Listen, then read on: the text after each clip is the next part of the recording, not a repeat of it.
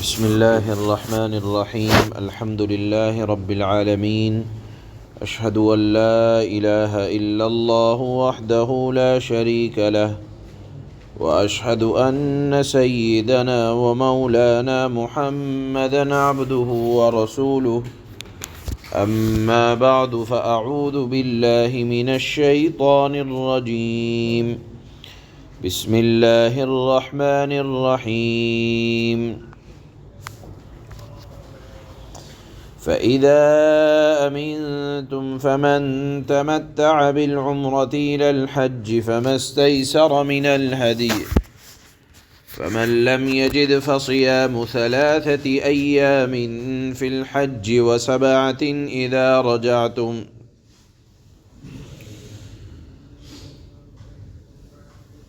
تِلْكَ 10 كَامِلَةٌ ذلك لمن لم يكن أهله حاضر المسجد الحرام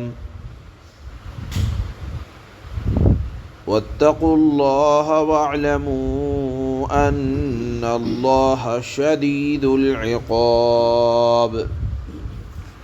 صدق الله مولانا العلي العظيم۔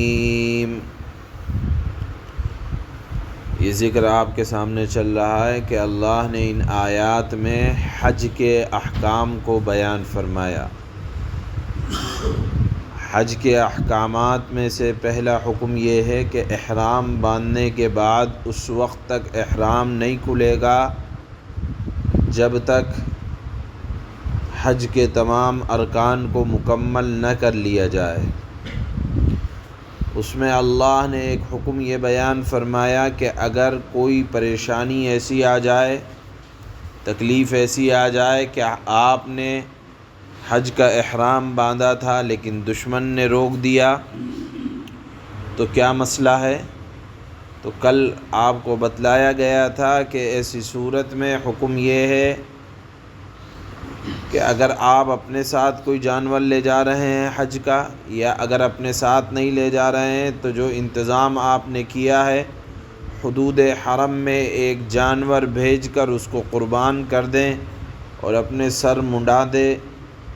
یا بال کٹا دیں، اس سے احرام کھل جائے گا، اور پھر بعد میں جب اللہ حالات کو بہتر کر دیں تو اس کے بعد ایک حج یا عمرے کی قضا کرنا پڑے گی۔ کل ایک حکم یہ بیان کیا، اور دوسرا حکم یہ بیان کیا تھا کہ اگر آپ کو کسی دشمن نے تو نہیں روکا لیکن کوئی صورتحال ایسی بنی کہ آپ بیمار پڑ گئے، احرام کھولنے کے بعد، احرام باندھنے کے بعد بیماری آ گئی اور اس بیماری کی وجہ سے حج یا عمرہ نہیں کر پا رہے ہیں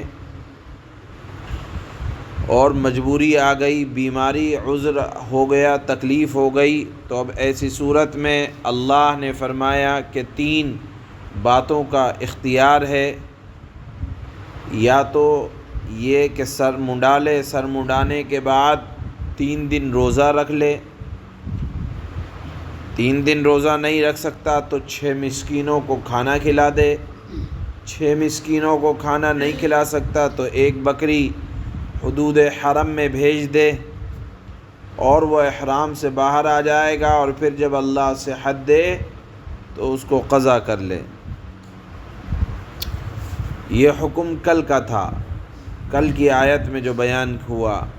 آج کی آیت میں اللہ نے فرمایا کہ اگر تم امن کی حالت میں ہو اور تم نے حج کا احرام باندھا ہے اور اسی احرام میں تم عمرہ اور حج، یا تم خالی عمرے کا احرام باندھنے کے بعد اس کو کھولو گے اور دوبارہ سے حج کا احرام باندھو گے، جس کو کہا جاتا ہے حج تمتع، کہ حج کا احرام باندھا حاجی نے حج کے مہینوں میں اور پھر عمرہ کیا اور کھول دیا، اور پھر حج کے ایام میں حج کا احرام باندھا، اس کو کہا جاتا ہے حج تمتع۔ اور ایک ہوتا ہے حج قران، کہ آپ نے ایک ہی سفر میں عمرے کا احرام باندھا اور اسی کے ساتھ آپ نے ارادہ کیا ہے کہ حج بھی کریں گے، تو اس کو کہا جاتا ہے حج قران۔ تو ان دونوں صورتوں میں حج سے فارغ ہونے کے بعد قربانی کرنا واجب ہوا کرتا ہے۔ تو اللہ نے آج کی آیت میں ارشاد فرمایا کہ فَإِذَا أَمِنْتُمْ، اگر صورتحال امن کی ہے اور تم نے حج اور عمرے کا ایک ساتھ احرام یا الگ الگ احرام باندھا ہے، یا عمرہ کر کے احرام کھول دو گے پھر حج کا باندھو گے، تو جو تمہیں جانور مل جائے اس کو اللہ کی راہ میں قربان کر دو۔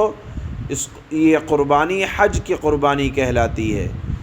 اس میں بھی اللہ نے فرمایا کہ اگر تمہارے اندر طاقت نہ ہو، یعنی حج تمتع اور قران میں تم قربانی کرنے کی ہمت نہیں ہے، اللہ نے اب بھی مسئلہ آسان کر دیا۔ فَمَن لَّمْ يَجِدْ، قربانی کا جانور نہ مل سکے تو حکم یہ ہے فَصِيَامُ ثَلَاثَةِ أَيَّامٍ، 3 دن روزہ رکھ لو عرفہ کے دن کے آنے سے پہلے پہلے، اور عرفہ کے بعد 7 دن روزہ رکھ لو، چاہے تو مکے میں رکھ لو یا اپنے وطن میں آ کر رکھ لو۔ تو مکمل 10 دن کے روزہ رکھنے کا حکم ہے ان حاجیوں کے لیے جنہوں نے حج قران یا حج تمتع کا احرام باندھا تھا اور وہ قربانی نہیں کر پا رہے ہیں۔ اس کے بعد اللہ نے فرمایا کہ حج افراد ہر کسی کے لیے جائز ہے،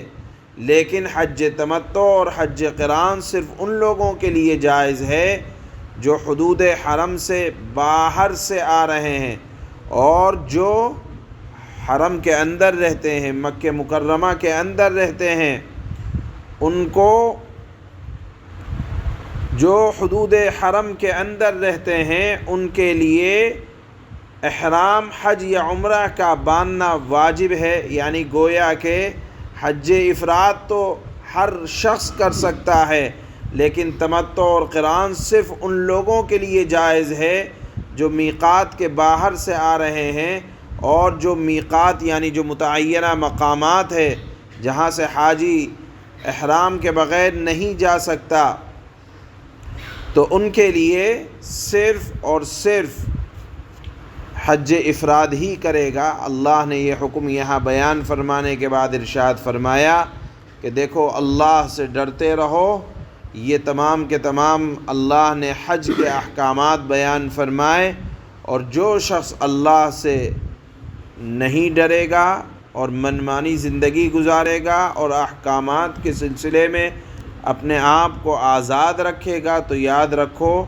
ان اللہ شدید العقاب، اللہ کی سزا بڑی سخت ہوا کرتی ہے۔ معلوم یہ ہوا کہ ہم اور آپ عبادات ہوں، معاملات ہوں، آزاد نہیں ہیں، اللہ کے حکموں کے پابند ہیں۔ یہ مسائل اللہ نے آج کی آیت میں حج کے بیان فرمائے ہیں۔ اللہ فرماتے ہیں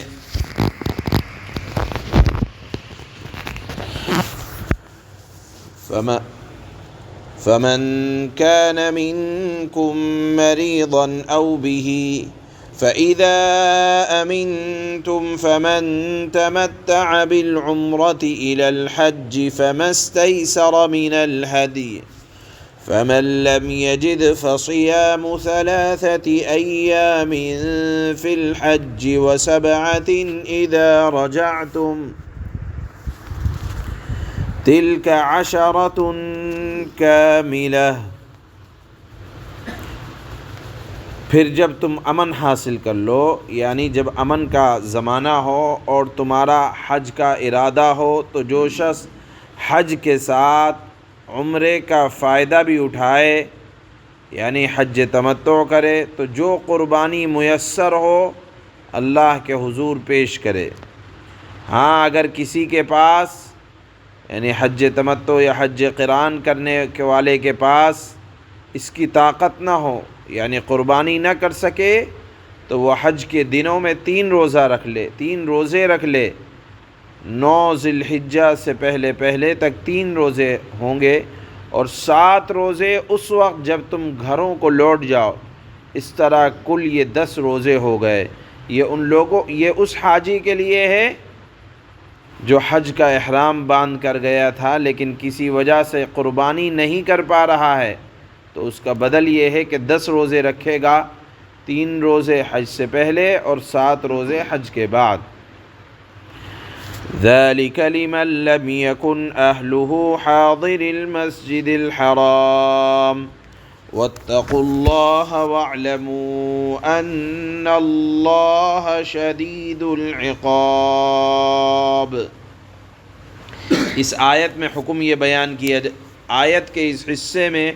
حکم یہ بیان کیا جا رہا ہے کہ حج تمتع یا قران صرف ان لوگوں کے لیے جائز ہے جو باہر سے حج کے لیے آئیں گے۔ جو لوگ حدود حرم یا حدود میقات میں رہتے ہیں وہ صرف افراد کر سکتے ہیں، یعنی صرف حج کا احرام باندھ سکتے ہیں، حج تمتع یا حج قران نہیں کر سکتے۔ اسی کو اللہ نے بیان فرمایا ذَلِكَ لِمَن لَّمْ يَكُنْ أَهْلُهُ حَاضِرِ الْمَسْجِدِ الْحَرَامِ، یہ حکم یعنی تمتع کا یا قران کا ان لوگوں کے لیے ہے جن کے گھر والے مسجد حرام کے پاس نہ رہتے ہوں، اور جو مسجد حرام کے پاس رہتے ہیں وہ صرف حج افراد کریں گے، یعنی صرف حج کا احرام باندھیں گے۔ وَاتَّقُوا اللَّهَ وَاعْلَمُوا أَنَّ اللَّهَ شَدِيدُ الْعِقَابِ، اور اللہ سے ڈرتے رہو اور جان رکھو کہ اللہ کا عذاب بڑا سخت ہے۔